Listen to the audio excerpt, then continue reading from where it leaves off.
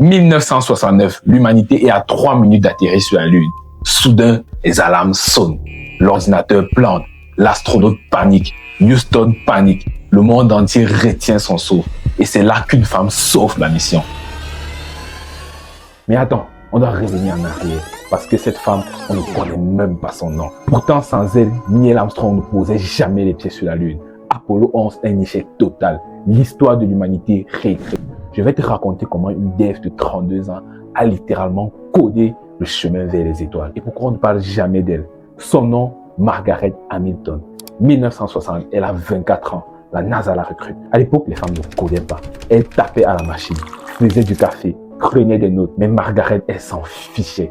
Elle avait une mission, envoyer des humains sur la Lune. Le problème, personne n'avait jamais codé pour l'espace. Zéro référence, zéro tutoriel YouTube, zéro Stack Overflow, zéro ChatGPT.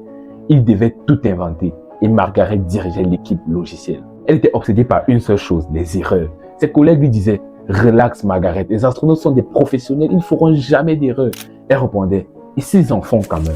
Alors elle a codé quelque chose de révolutionnaire. Un système qui détecte les erreurs et qui les corrige automatiquement. Il y a une photo légendaire de Margaret.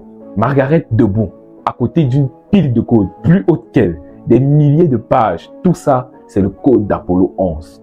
Écrit à la main, ligne par ligne, par elle et ses équipes. 20 juillet 1969, Apollo 11 descend vers la Lune 3 minutes avant l'atterrissage. Boum! Alarme partout, 1202 erreurs. L'ordinateur est surchargé. Neil Armstrong à Houston. Qu'est-ce qu'on fait? On avorte? Silence radio. Le monde entier regarde.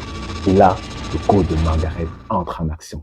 Le système détecte l'erreur, ignore les tâches non essentielles, priorise l'atterrissage, se stabilise et triomphe. Houston répond. On continue, le système gère. 3 minutes plus tard, the Eagle has landed. La Lune, l'humanité, l'histoire. Grâce au code de Margaret. Mais voilà le truc fou. Pendant des décennies, personne ne parlait d'elle. Les manuels d'histoire parlaient des astronautes. Les documentaires parlaient des ingénieurs hommes. Margaret, invisible, oubliée, jusqu'en 2016. Barack Obama lui donne enfin la médaille présidentielle de la liberté. À 80 ans, 50 ans après Apollo 11. Alors ouais, pendant qu'on célèbre Neil Armstrong, n'oublie jamais celle qui a codé le chemin. Margaret Hamilton, la femme qui a littéralement programmé la Lune. Elle qui a prouvé qu'une ligne de code peut changer le cours de l'humanité. Ok, question pour toi. Et je veux un vrai débat dans les commentaires.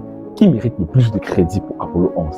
Neil Armstrong et les astronautes, ceux qui ont risqué leur vie, ou encore Margaret et les ingénieurs, ceux qui ont rendu la mission possible? Abonne-toi pour plus de légendes oubliées.